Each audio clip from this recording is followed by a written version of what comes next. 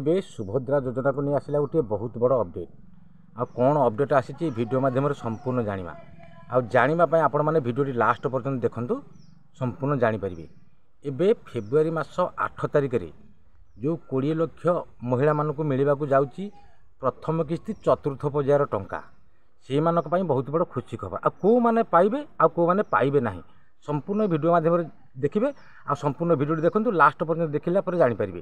ଆଉ ଅଧାରୁ ସ୍କ୍ରିପ୍ କରିଦେଲେ ସମ୍ବାରୁ ଜାଣିପାରିବେ ନାହିଁ। ଆଉ ଯଦି ଭିଡ଼ିଓଟି ଭଲ ଲାଗେ ଗୋଟେ ଲାଇକ୍ କରିବେ, ସବସ୍କ୍ରାଇବ୍ କରିବେ। ଚାଲନ୍ତୁ ସମ୍ପୂର୍ଣ୍ଣ ଭିଡ଼ିଓଟି ଆରମ୍ଭ କରିବା। କେଉଁମାନେ ସୁଭଦ୍ରା ଯୋଜନାର ପ୍ରଥମ କିସ୍ତି ଚତୁର୍ଥ ପର୍ଯ୍ୟାୟ ଟଙ୍କା ପାଇବାକୁ ଯାଉଛନ୍ତି ଆଉ କେଉଁମାନେ ପାଇବେ ନାହିଁ ଆଉ କେବେ ପାଇବେ, ଏହି ଭିଡ଼ିଓ ମାଧ୍ୟମରେ ସମ୍ପୂର୍ଣ୍ଣ ଜାଣିବା। ଏବେ ଯେଉଁ ଫେବୃଆରୀ ମାସ 8 ତାରିଖରେ ଯେଉଁ ମିଳିବାକୁ ଯାଉଛି 20 ଲକ୍ଷ ମହିଳାଙ୍କୁ, ଯେଉଁମାନଙ୍କର KYC ଆଧାର ସିଡ଼ିଂ ଆଉ MPCI କ୍ଲିୟର ହୋଇଥିବ, ସେଇମାନଙ୍କୁ ଏବେ ମିଳିବାକୁ ଯାଉଛି ପ୍ରଥମ ପର୍ଯ୍ୟାୟର ପ୍ରଥମ କିସ୍ତି ଟଙ୍କା, ଚତୁର୍ଥ ପର୍ଯ୍ୟାୟର ସୁଭଦ୍ରାର 5,000 ଟଙ୍କା, ସେଇମାନେ ହିଁ ପାଇବେ। ଆଉ ଯେଉଁମାନଙ୍କର ଏପର୍ଯ୍ୟନ୍ତ କ୍ଲିୟର ହୋଇନାହିଁ, ଆଉ ଯେଉଁ ଆଗକୁ ମାର୍ଚ୍ଚ ମାସ 8 ତାରିଖ ଆସୁଛି, ସେ 8 ତାରିଖରେ ସେମାନଙ୍କୁ ଦୁଇଟା ଯାକର କିସ୍ତି ଏକାବେଳେ 10,000 ଟଙ୍କା ମିଳିବ। ଇଏ ପ୍ରଥମ କିସ୍ତିର 5,000 ଟଙ୍କା, ଦ୍ୱିତୀୟ କିସ୍ତିର ମଧ୍ୟ 5,000 ଟଙ୍କା। ଆଉ ବହୁତ ବଡ଼ କଥା ହେଲା, ଯେଉଁମାନଙ୍କର ଏବେ ଉପମୁଖ୍ୟମନ୍ତ୍ରୀ ପ୍ରଭାତୀ ପରିଡ଼ା ବହୁତ ବଡ଼ ଘୋଷଣା କରିଥିଲେ, ଯେଉଁମାନଙ୍କର କ୍ଲିୟର KYC ଆଧାର ସିଡ଼ିଂ MPCI କ୍ଲିୟର ହୋଇନଥିଲା, ବ୍ୟାଙ୍କକୁ ଯାଇକି ଯେଉଁମାନେ ଏପର୍ଯ୍ୟନ୍ତ କ୍ଲିୟର କରିଦେଇଥିବେ, ସେଇମାନଙ୍କୁ ଏଇ ଫେବୃଆରୀ ମାସ 8 ତାରିଖରେ ମିଳିବାକୁ ଯାଉଛି। ଆଉ ଯେଉଁମାନଙ୍କର ଏପର୍ଯ୍ୟନ୍ତ କ୍ଲିୟର ହୋଇନାହିଁ, ଆଉ ଯେଉଁ ମାର୍ଚ୍ଚ ମାସ 8 ତାରିଖ ଆସୁଛି, 8 ତାରିଖରେ ହିଁ ଦୁଇଟି ଯାକର କିସ୍ତିର 10,000 ଟଙ୍କା ଏକାବେଳେ ମିଳିବାକୁ ଉପମୁଖ୍ୟମନ୍ତ୍ରୀ ପ୍ରଭାତୀ ପରିଡ଼ା ବଡ଼ ସୂଚନା ଦେଇଛନ୍ତି।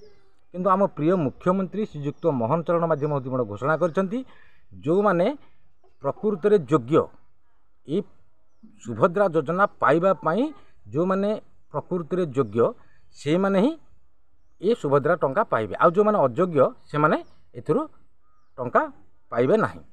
ଆଉ ଯେଉଁମାନେ ଯେଉଁ ଏଇ ମାର୍ଚ୍ଚ ମାସ 8 ତାରିଖରେ ଦୁଇଟି ଯାକ କିସ୍ତିର 10,000 ଟଙ୍କା ପାଇବେ, ଯଦି ଫେବୃଆରୀ ମାସ 8 ତାରିଖରେ ସେମାନେ ନ ପାଆନ୍ତି ପ୍ରଥମ କିସ୍ତିର ଚତୁର୍ଥ ପର୍ଯ୍ୟାୟ ଟଙ୍କା, ସେମାନଙ୍କୁ ନିଶ୍ଚିନ୍ତ ଭାବରେ ସରକାର ମାର୍ଚ୍ଚ ମାସ 8 ତାରିଖରେ ଦେବେ ବୋଲି ବହୁତ ବଡ଼ ଘୋଷଣା କରିଛନ୍ତି, ଏକାବେଳେ ଦୁଇଟି ଯାକର କିସ୍ତିର ଟଙ୍କା।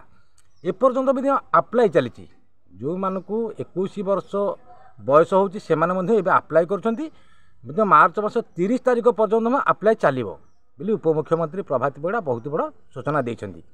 କିନ୍ତୁ ସରକାର କହିଛନ୍ତି, ଯେଉଁମାନେ ଯୋଗ୍ୟ ଏ ସୁଭଦ୍ରା ଟଙ୍କା ପାଇବା ପାଇଁ, ଯେଉଁମାନେ ଯୋଗ୍ୟ ସେମାନଙ୍କୁ ନିଶ୍ଚିନ୍ତ ଏ ସୁଭଦ୍ରା ଟଙ୍କା ଦିଆଯିବ। ଆଉ ଯେଉଁମାନେ ଅଯୋଗ୍ୟ ସେମାନେ ଏଥିରେ ଏ ସୁଭଦ୍ରା ଟଙ୍କା ପାଇବେ ନାହିଁ। କିନ୍ତୁ ସରକାର ଯାହା କହୁଛନ୍ତି ଠିକ୍ କହୁଛନ୍ତି, ଯେଉଁମାନେ ଯୋଗ୍ୟ ନିଶ୍ଚିନ୍ତ ପାଇବେ, ଆଉ ଯେଉଁମାନେ ଅଯୋଗ୍ୟ ସେମାନେ ପାଇବେ ନାହିଁ। କିନ୍ତୁ ଏବେ ସଦ୍ୟା ଆପ୍ଲାଏ ଚାଲିଛି, ଆଉ ମାର୍ଚ୍ଚ ମାସ 30 ତାରିଖରେ ମଧ୍ୟ ଆପ୍ଲାଏ କଲେ ସରକାର ଉପମୁଖ୍ୟମନ୍ତ୍ରୀ ପ୍ରଭାତୀ ପରିଡ଼ା ମଧ୍ୟ କହିଛନ୍ତି ସେମାନେ ମଧ୍ୟ ସୁଭଦ୍ରା ଟଙ୍କାର ଦୁଇଟି ଯାକର କିସ୍ତିର ଟଙ୍କା ଏକାବେଳେ ପାଇବେ। ଆଉ ଉପମୁଖ୍ୟମନ୍ତ୍ରୀ ବହୁତ ବଡ଼ ସୂଚନା ଦେଇଥିଲେ, ବ୍ୟାଙ୍କକୁ ଯାଇକି ଆଉ ନିଜର ସବୁ ସ୍ଥିତି ଠିକ୍ କରିଦିଅନ୍ତୁ, ଆଧାର KYC ଆଧାର ସିଡ଼ିଂ MPCI ସବୁ ଠିକ୍ କରିଦେଲେ ଏ ଯେଉଁ ଫେବୃଆରୀ ମାସ 8 ତାରିଖରେ 20 ଲକ୍ଷ ମହିଳା ଯେଉଁ ପାଇବାକୁ ଯାଉଛନ୍ତି ପ୍ରଥମ କିସ୍ତିର ଚତୁର୍ଥ ପର୍ଯ୍ୟାୟ ଟଙ୍କା, ଏଇ 8 ତାରିଖ ହିଁ ମିଳିବ। କିନ୍ତୁ ବହୁତ ବଡ଼ ସୂଚନା, ଯଦି ଆପଣମାନେ ଯଦି ସବୁ କ୍ଲିୟର କରିଥିବେ ନିଶ୍ଚିନ୍ତ ପାଇବେ। ଆଉ ବହୁତ ବଡ଼ ଖୁସି ଖବର ଦେଇଛନ୍ତି।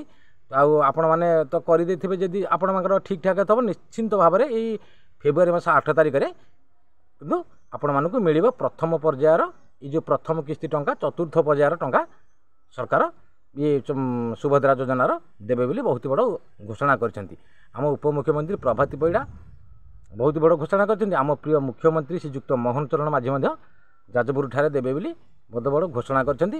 ଆଉ ଆଜି ତ ସରକାର ଯାହା କହିଥିଲେ ମଧ୍ୟ ସବୁ ଧୀରେ ଧୀରେ ସବୁ ଯେଉଁ ସୁଭଦ୍ରା ଯୋଜନାର ହିତାଧିକାରୀମାନେ ସବୁ ଯାଇକି ବ୍ୟାଙ୍କରେ ଠିକ୍ ଠାକ୍ କରିଥିବେ, ଯେଉଁମାନେ କରିଥିବେ ସେଇମାନଙ୍କ ପାଇଁ ଏଇଟା ବହୁତ ବଡ଼ ଖୁସି ଖବର। ସରକାର ନିଶ୍ଚିନ୍ତ ଦେବେ। ଆଉ ବଞ୍ଚିତ ଯେଉଁମାନେ ରହିଲେ ମାର୍ଚ୍ଚ ମାସ 8 ତାରିଖରେ ସେମାନଙ୍କୁ ହିଁ ଦେବେ। ଆଉ ଏପର୍ଯ୍ୟନ୍ତ ଯେଉଁ ଆପ୍ଲାଏ କରୁଛନ୍ତି 30 ତାରିଖ ମାର୍ଚ୍ଚ ମାସ 30 ତାରିଖ ସୁଦ୍ଧା ମଧ୍ୟ ଯଦି ଆପ୍ଲାଏ କଲେ ମଧ୍ୟ ଟଙ୍କା ସୁଭଦ୍ରା ଯୋଜନାର ଦୁଇଟି ଯାକର କିସ୍ତିର ଟଙ୍କା ଦେବେ ବୋଲି ଉପମୁଖ୍ୟମନ୍ତ୍ରୀ ପ୍ରଭାତୀ ପରିଡ଼ା ବହୁତ ବଡ଼ ସୂଚନା ଦେଇଛନ୍ତି। ଆଉ ଯଦି ଭିଡ଼ିଓଟି ଭଲ ଲାଗିଥାଏ ଗୋଟେ ଲାଇକ୍ କରିବେ, ସବସ୍କ୍ରାଇବ୍ କରିବେ, ବେଲ୍ ଆଇକନ୍କୁ ଦବାଇ ଅଲ୍ ଉପରେ କ୍ଲିକ୍ କରିବେ। ରହିଲି, ନମସ୍କାର, ଜୟ ଜଗନ୍ନାଥ।